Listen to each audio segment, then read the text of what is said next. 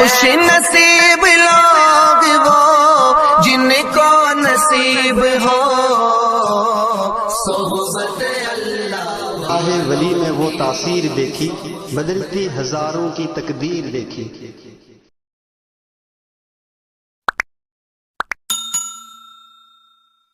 اب میں بلا کسی تمہید کے جامعہ اشرفیہ کے استاد عزیز حضرت مولانا ایوب صاحب سید پوری دامت برکاتہم سے مؤدبانہ گزارش کرتا ہوں کہ تعزیتی کلمات پیش فرما کر ممنون فرمائیں۔ الحمد للہ وقفا وسلام علی عباده الذین اصطفى خصوصا علی سید المصطفى محمد المجتبى وعلى آلہ واصحابہ وازواجہ وذریاتہ ومن تبعه بإحسان إلى يوم الدين، أما بعد فأعوذ بالله من الشيطان الرجيم، بسم الله الرحمن الرحيم، كل نفس ذائقة الموت، وقال النبي صلى الله تعالى عليه وسلم اذكروا محاسن موتاكم، أو كما قال عليه الصلاة والسلام۔ کون کہتا ہے کہ مظہر مر گیا، کون کہتا ہے کہ مظہر مر گیا، مظہر در حقیقت اپنے گھر گیا۔ معزز علماء کرام، خصوصاً ہمارے شیخ المشائخ حضرت مولانا ایوب صاحب سورتی، خلیفہ اجل حضرت مولانا محی السنہ رحمۃ اللہ علیہ،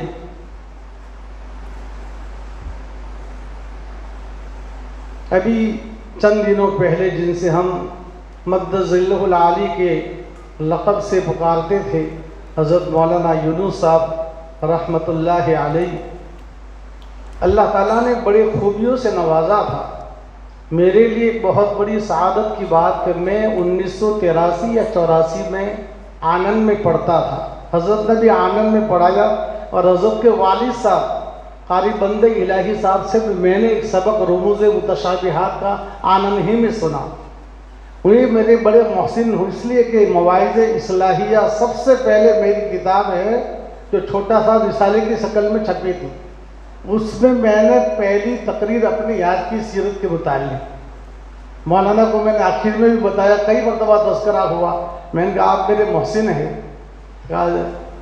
مولانا کے اندر ایک بہت بڑا وصف تھا، نرمی، محبت اور اخلاق، اسی وجہ سے لوگوں کے دلوں میں ان کی جگہ تھی۔ حدیث پاک میں فرمایا، مشکات شریف کی روایت ہے، ثلاث من کن فیہ یسرہ اللہ حتفہ وادخلہ الجنۃ، تین اوصاف جس میں ہوں گے اللہ اس کی موت کو بھی آسان کریں گے، اللہ بغیر حساب کتاب کے جنت میں داخل کریں گے۔ رفق فی الضعیف، کمزوروں پر نرمی کرنا، ماں باپ پر شفقت کرنا، اور اپنے ماتحتوں کے ساتھ اچھا سلوک کرنا، یہ تینوں اوصاف حضرت مرحوم مغفور مولانا یونس صاحب رحمۃ اللہ علیہ بھی موجود تھے۔ حضرت والا سے جب سے ملتے، حالانکہ میں تو ان کے مقابلے میں چھوٹا، لیکن جب بھی ملتے ہنستا چہرہ، حسین، اور ان کی باتوں سے تسلی ملتی۔ ایک تو میں نے ان سے بھی کتاب، ایک مولانا الیاس صاحب ان کے بڑے بھائی، ان کی کتابوں سے بھی میں نے فائدہ، تقریر بھی بڑے بڑے اجتماعات میں ہوتے، اور ایک خانقاہی تقریر چھپی ہوئی تھی جو میں آج بھی اپنے مطالعے میں رکھتا ہوں۔ تیسری ہمارے پیر بھائی مولانا ایوب صاحب کی انوار ہدایت جو حضرت حکیم اختر صاحب کے بیانات جمع کیے، وہ بھی میرے، اور دوسری بھی بہت ساری کتابیں حضرت کی ہے۔ اصلاحی خطاب کے نام سے مولانا بنگلہ دیش کے کوئی بہت بڑے عالم ہیں، ان کے بیانات حضرت نے جمع کیے، بڑی زبردست باتیں۔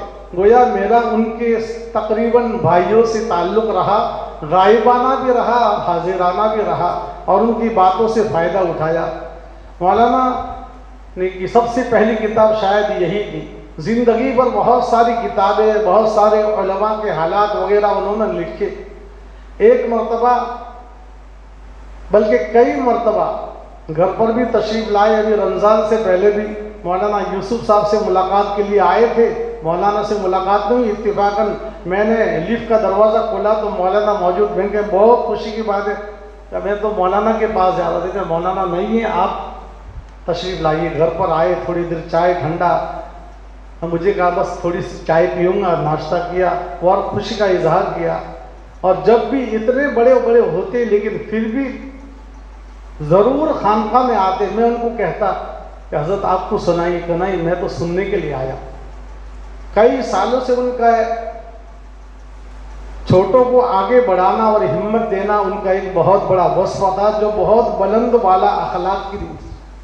سگرام پورہ میں بڑی مسجد میں مقامی علماء کے بیانات طے کرتے تھے اور انہی کی سرکردگی میں یہ سارے پروگرام ہوتے تھے. مولانا کا ہمیشہ ہنستا ہوا چہرہ، کبھی مولانا کے پاس بیٹھے آج تک میں نے مولانا کی مجلس میں کبھی کسی کی غیبت نہیں سنی، نہ اس طرح کے فضول بات ہوتے تھے، کام کی بات یا اخلاق کی بات یا کسی کتاب کے متعلق. ایک کتاب جنہوں نے ان کے متعلق کہا کہ اس کتاب کو مجھے بہت سے علماء کے حالات جمع کر دیں جس کے لیے مجھے بڑا طویل سفر کرنا اور دیہاتوں میں جانا پڑے گا، میرے لیے دعا کرنا. جب وہ سفر سے واپس آئے تو کہا میں فلاں جگہ گیا تھا، فلاں جگہ گیا تھا، تقریباً پورے حالات سنائے. ابھی رمضان سے قبل بھی اشرفیہ میں مولانا ایوب صاحب اور مولانا یونس صاحب دونوں آئے. ان کے والد صاحب کی جو اصل فکر تھی وہ انہوں نے مستقل سنایا. رموز متشابہات اکثر و بیشتر حضرت قاری بندے الہی صاحب رحمۃ اللہ علیہ کی عادت شریفہ یہ تھی کہ اکثر مدرسوں میں خود جاتے اور بچوں کو جمع کرتے.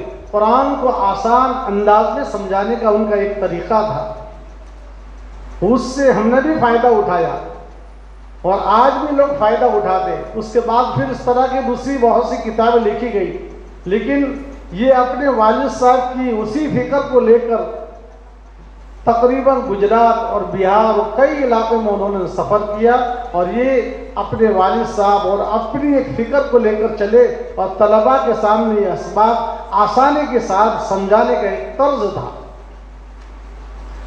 بہرحال حضرت والا کو اللہ تعالیٰ نے بہت ساری خوبیوں سے نوازا تھا. جب بھی ملاقات ہوتی ہمیشہ ہنستا چہرہ، بلند اخلاق اور اس کے ساتھ بلند والا اخلاق. حدیث پاک میں فرمایا کہ جب آدمی کا انتقال ہو جاتا ہے اس کی یادیں تازہ رہتی ہے، وہ سب سے بڑی یادیں رہنے کے لیے اس کے بلند والا اخلاق ہے. بلکہ زندگی میں بھی انسان کے پیچھے، اس کی پیٹھ پیچھے لوگ اچھی طرح سے اس کو یاد کرے، وہ اس کے اچھے اوصاف اور اخلاق ہیں. آج انسان زندہ ہے، مر گیا، کفن دفن مرحوم ہو گیا، لیکن اس کی ہمیشہ اچھے کارنامے یاد رہتے. اس لیے ہمیں ضرورت ہے. حدیث پاک میں فرمایا کہ ایک مرتبہ حضور اکرم صلی اللہ تعالی علیہ وسلم تشریف فرماتے، ایک جنازہ گزرا، حضور نے فرمایا وجبت. تھوڑی دیر کے بعد ایک جنازہ گزرا، فرمایا وجبت. حضرت عمر رضی اللہ تعالیٰ نے پوچھا یا رسول اللہ وما وجبت؟ تو حضور نے تشریف فرمائی کہ پہلا جو جنازہ گزرا لوگ اس کی تعریف کرتے تھے، بہت اچھا آدمی تھا، اس کے لیے جنت واجب ہو گئی. اور دوسرا آدمی جس کے لوگ برائی کرتے تھے اس کے لیے جہنم واجب ہو گئی. اور حضور نے فرمایا ھذا اثنیتم اور وانتم شہداء فی الارض، اور تم دنیا میں ان کے گواہ ہو. مفسرین نے اس حدیث میں 3 باتیں لکھی کہ جس کے اخلاق بہت بلند والا ہوتے، جس کی نیکیاں اور اعمال صالحہ زیادہ ہوتے، گناہوں سے جو بچتا ہے، جس کے معاملات صاف، لین دین صاف ہوتے ہیں، تو اللہ تعالیٰ اس کے اخلاق لوگوں کے دلوں میں اس کی محبت ڈالتے ہیں اور لوگ اس سے محبت کرتے ہیں، ہاں سامنے بھی اور غائبی طور پر بھی. اس لیے میرے عزیز اور دوستو، کہنے کا اصل مقصد ہے کہ یہ مرحوم تو چلے گئے لیکن ہمیں ایک بہت بڑا سبق دے کر گئے کہ ہمیں بھی ان کے جیسے اچھے اخلاق کے لیے ضرورت ہے کہ ہم اپنی زبان کو قابو میں رکھیں. زبان یہ بہت بڑی، اس لیے علماء ربانی نے لکھا ہے کہ زبان سے ایسے 40 خطرناک گناہ ہوتے جس کی وجہ سے آدمی جہنم کا مستحق ہوتا ہے. کبھی کبھی چھوٹا جملہ لیکن دل خراش جملہ ہوتا ہے جو انسان کو جہنم کی تہ تک پہنچا دیتا ہے، اور کبھی چھوٹا سا جملہ ہوتا ہے لوگوں کے دلوں میں جگہ کر دیتا ہے. اس لیے ہمیں ضرورت ہے کہ حضرت والا کی زندگی سے سب سے بڑا فائدہ اٹھانے کا. حضرت والا نے جو کتابیں لکھی ہیں، حضرت جو بزرگان دین کی زندگی سے، حضرت شیخ زکریا صاحب رحمۃ اللہ علیہ، چند سفر میں ہم کو بھی ساتھ رہنے کا موقع ملا. کئی سالوں پہلے حضرت والا ہردوئی رحمۃ اللہ علیہ سے ان کا تعلق تھا، ایک سفر میں ساتھ رہے، لیکن سفر میں رہتے ہوئے ایسے جیسے ہے ہی نہیں، اتنا خاموش، ہمیشہ سے یہ ان کے اوصاف میں سے میں نے ہمیشہ نوٹ کیا، ہمیشہ خاموش رہنا، جتنا پوچھے اتنا ہی جواب، اور جواب بھی ایسا دل کو بھانے والا، اور خاموش رہنا۔ اس لیے ہمیشہ یہ اللہ والوں کے پاس رہے، حضرت شیخ زکریا صاحب رحمۃ اللہ علیہ کے پاس رہے، اور پوری زندگی پڑھنا پڑھانا لکھنا کبھی بیکار نہیں رہے۔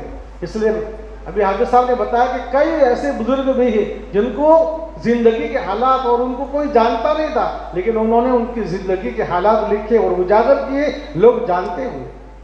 اس لیے میرے عزیز و دوستو، ہمیں ان مرحوم، وہ تو چلے گئے، ہم کو ہر ایک کو جانا ہے۔ ہمارے حضرت والا ہردوئی رحمۃ اللہ علیہ کے پاس جب ہردوئی جاتے تو حضرت سے ملاقات کرتے، حضرت ہمیشہ ایک جملہ بولتے، بھائی آنے کے بعد جانے کا نمبر ہے، وقتی طور پر ہو یا ہمیشہ ہو، آنے کے بعد جانے کا نمبر ہے۔ تو یہ اللہ والے ہمیشہ آخرت کی فکر پہ تیار لگے رہتے۔ یہ میرا بھی ریونین جانا ہوا تو حافظ عبد الغفور صاحب نے سنا کہ میں بھی آ رہا ہوں، ساتھ میں مولانا یونس صاحب بھی آ رہے ہیں۔ میں ان سے چند دن پہلے گیا، یہ بعد میں آنے والے، جب وہاں ان سے ملاقات ہوئی، وہاں کہا ان کی طبیعت ذرا ناساز تھی اس لیے نہیں آ سکے۔ معلوم ہے بہار ہو، یو پی ہو، کئی ایسے علاقوں میں گئے جن کو وہاں جانا بھی بہت مشکل، چلنا اور وہاں کی گرمی سردی، بڑی تکلیف کو برداشت کیا، لیکن الحمدللہ دین کے کام میں کبھی پیچھے نہیں رہے۔ اس لیے آپ دیکھیے پڑھتے ہوئے ہمیشہ دکھائے دے، ان کے پاس کوئی تھیلی ہوتی، کوئی مسودہ ہوتا، کوئی کتاب کا لٹریچر ہوتا، کچھ کتاب ہوتے، کچھ حالات ہوتے، کئی کتابیں حضرت نے خود مجھے ہدیہ دی، اور کلاسوں میں آ کے کبھی بیٹھتے کہ یہ کتاب لکھی اس کے لیے دعا کر۔ حالانکہ بڑے تھے لیکن خرد نواز تھے۔ اللہ تعالیٰ سے دلی دعا ہے کہ اللہ تعالیٰ ان کی مغفرت فرمائے، جنت الفردوس میں بلند مقام نصیب فرمائے، اللہ تعالیٰ ان کی خدمات جلیلہ کو قبول فرمائے اور ان کے حسنات کو قبول فرمائے، اور آخرت میں اللہ تبارک و تعالیٰ ان کا حشر اولیاء اور اتقیاء کے ساتھ فرمائے، اور اللہ تعالیٰ ہم سب کو ان کے لیے دعائے مغفرت اور اصال ثواب کرنے کی اللہ ہمیں توفیق عطا فرمائے۔ وآخر دعوانا الحمدللہ رب العالمین۔ ماشاءاللہ، فجزاہم اللہ تعالی احسن الجزاء۔ صلی اللہ علیہ وسلم، صلی